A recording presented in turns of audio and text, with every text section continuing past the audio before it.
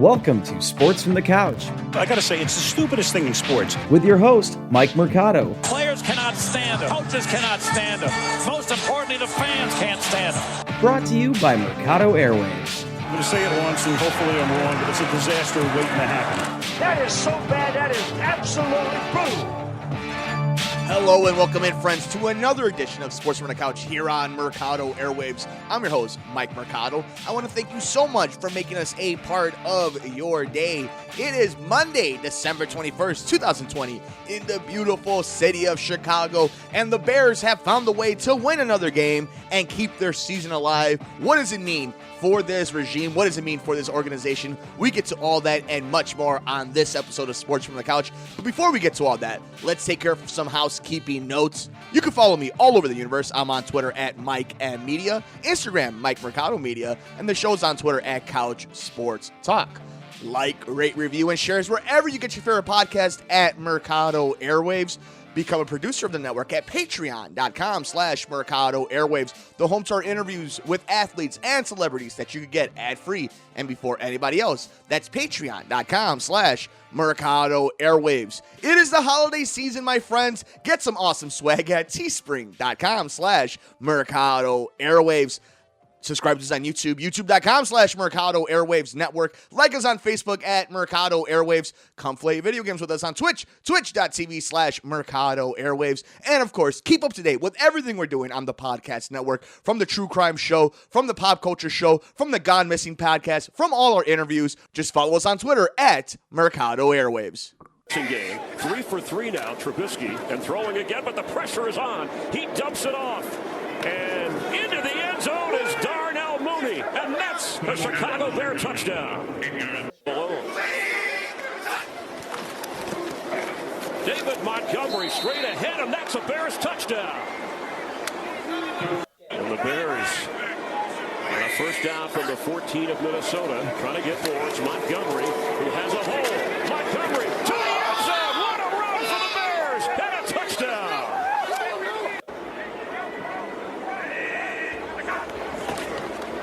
Cousins is going to throw if he can. In the air. And the Bears defense does it again. And this is typically the time where defenders kind of have their way. 7 defensive backs for the Bears. Vikings need a Hail Mary from Cousins in the end zone. Tipped in the air. And intercepted. Sherrick McManus. And the Bears have sealed it. Alrighty, friends, let's break this bad boy down as the Chicago Bears beat the Minnesota Vikings 33-27 in Minnesota, getting the record to 7-7. The Vikings dropping to 6-8. The Bears are looking from the outside in the NFC playoffs. The Arizona Cardinals are a game ahead of them and in that final 7th seed. So let's talk about this game, guys. I mean, what do we unwrap about these last 3 games? I mean, first of all, let's give credit where credit's due. They have scored 30 or more points in the last 3 games. I mean, you got to give credit to Mitch Trubisky, to Bill Lazor, and Matt Nagy for getting this thing okay, at the very least. We have to put the caveat that they were beating bad teams. Okay, but here's the interesting thing about the NFL. They're all bad teams. They're all good teams. They're all the same. How many great elite teams are there in the NFL? We just saw the LA Rams lay an egg against the Jets. Somebody lost to Jacksonville. I think it was Tennessee in the beginning of the season. The whole point is the NFL has this discrepancy of talent where it's all right there. There is a competitive nature to the NFL where all these teams are just razor thin from each other. So the Bears win this game. We can talk about the stats. You guys know how I feel about talking about stats on our show. Who really cares? But to indulge, 397 total yards for the Bears, 407 for the Vikings, 199 rushing yards for the Chicago Bears. I mean, David Montgomery had himself a game. Who would have thunk it? Who would have freaking thunk it, guys? But 199 rushing yards, 158 for the Vikings. I mean, Dalvin Cook is a man. Honestly, like he was going to get his. But let's talk about what this means.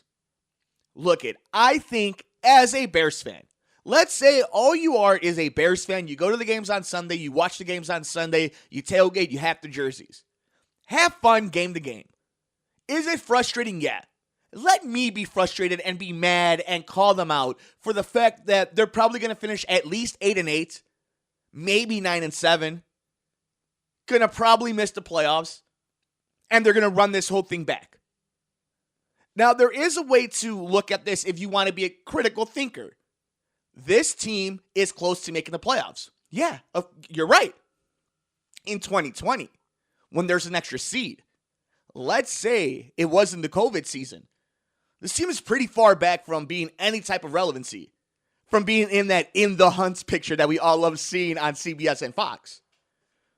So there's a lot of really interesting things we have to break down throughout this entire season. And when we put an end to this Bears regime, or at least this campaign, I should say, of this season, because I don't know if the regime is going to be over with, I can see them convincing themselves to run this back. Here's the thing, though. Mitch has earned himself a few bucks. Because while, is he the best quarterback in the league? No, he wasn't the best quarterback in his draft. But, you have to acknowledge facts. There were a lot of people that had him higher in the draft board.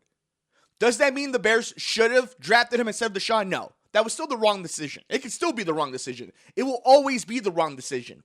But he's still better than, I think, any quarterback coming out right now, including Trevor Lawrence. Now, that might seem blasphemous coming from somebody who doesn't watch a lot of college football. But if you're the Bears, do you think this is a better team all of a sudden because Trevor's on your team? I mean, poor Lawrence, he's going to end up in Jacksonville, or even worse, for the Jets. They might have screwed themselves over on that end. So what does it mean? You beat a bad team in Minnesota. You should. But it makes other losses this season, including that Detroit loss, so much more frustrating. Because here's something that nobody wants to tell you guys. The NFL is hard. It's hard to win a Super Bowl. It's not hard to win 10 games. Showing up is half the battle.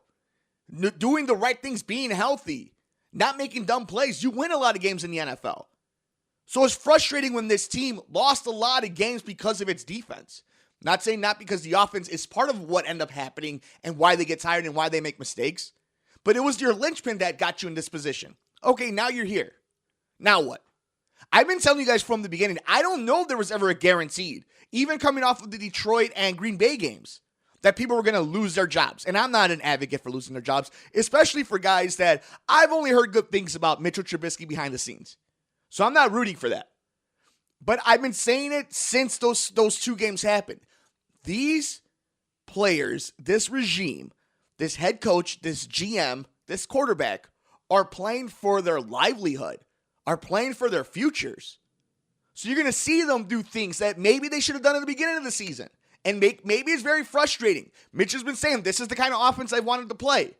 And maybe Matt Nagy was a little too smart for the guy in the room to say, no, it's going to work. I want to run this. I've waited my time. We're going to implement this.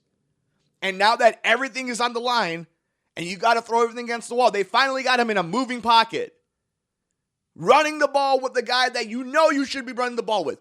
And to be fair, that offensive line has been playing way better these last few weeks than they were in the beginning of the season. There's so many things we could talk about. That's not just about this specific game. How good is this team without Mitch Trubisky being benched for Nick Foles? Well, they obviously weren't good in that Atlanta game. So, you could take one and leave one and whatever, right? The weird science of sports. But what I don't know and what I don't understand is how they were willing to just give up on Mitch. Not play him. It's one thing to be benched and to play Foles and think he's going to run it better. But to be so quick to be like, well, I want to run this offense, so bunk this guy. We're going to bring in Nick Foles. And being so stubborn to not want to make a switch, to not even humor people on making the switch. I don't think Mitch Trubisky is going to make this Bears team a Super Bowl team. But you didn't turn every rock. And you got comfortable and you made decisions that were comfortable for you. And now that we're at this point where everybody's heading to the guillotine, we're starting to see stuff that maybe it would have worked early on the season. I don't know how much Mitch grew in those weeks that he was on the bench for Nick Foles. How much he learned.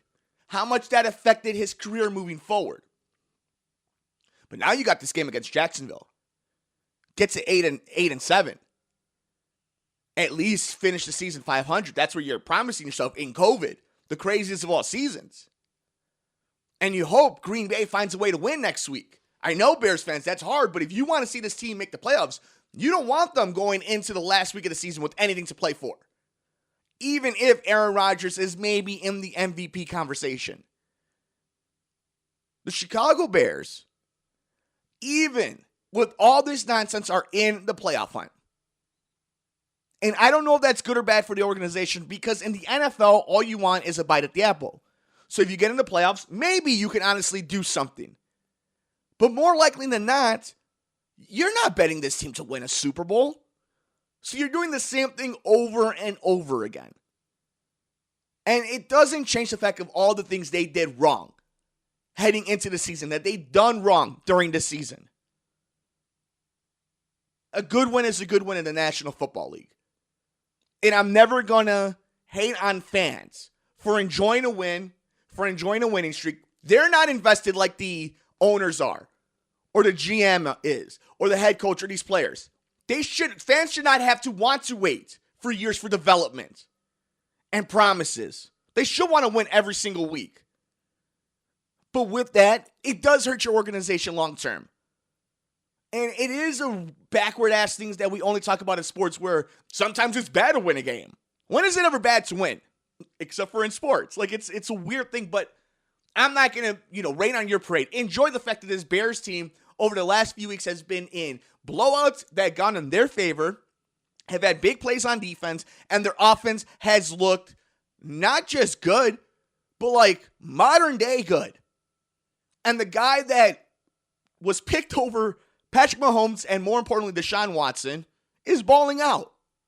I'm not going to tell you to not enjoy that. I say embrace it. The hell with all of us saying they should lose, that it's important they should lose, that they're all gone anyway. Let us worry about that. Enjoy the fact that this team showed up the way they did.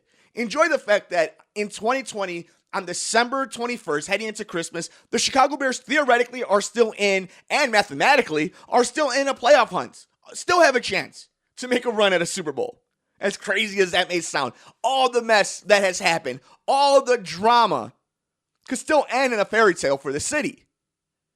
But let guys like me more live with the cynicism of they still don't have that deep of a roster. Their defense has been breaking a lot. Their quarterback isn't that good. Their play calling is suspect. Their GM hasn't had a good track record of building this roster. But a good win is a good win. And you got to give him credit for what it is. Give the ball more to David Montgomery. I want to see what Mitch does if he continues developing. But I feel more than ever that if this team finds a way to finish 500 or 9-7 and in the playoffs, everybody's coming back. Let me know your thoughts on Twitter. I'm on Twitter at Mike M Media. Instagram, Mike Mercado Media. The show's on Twitter at Couch Sports Talk. The Chicago Bears beat the Minnesota Vikings 33-27, getting their record to 7-7 and staying in the NFC playoff hunt. That'll do it for this edition of Sports from the Couch here on Mercado Airwaves. Thank you so much for making us a part of your day. Don't forget, you can follow us all over the universe. You can follow me all over the universe. I'm on Twitter at Mike M Media, Instagram, Mike Mercado Media, and the show's on Twitter at Couch Sports Talk. Like, rate, review, and shares wherever you get your favorite podcast at Mercado Airwaves. Become a producer of the network at patreon.com/Mercado Airwaves. The home to our interviews with athletes and celebrities that you can get ad-free and before anybody else. That's patreon.com/Mercado Airwaves. It is the holiday season, my friends. Get some awesome swag at teespring.com/Mercado Airwaves.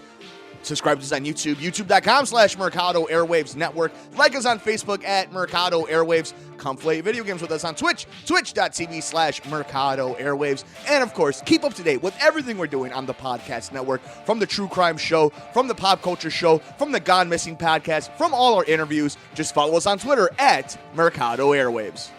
Enjoy your week. Enjoy all the games. Take care of yourself. Take care of each other. We will see you next time here on Sports from the Couch on the Mercado Airwaves Network. I'm Mike Mercado.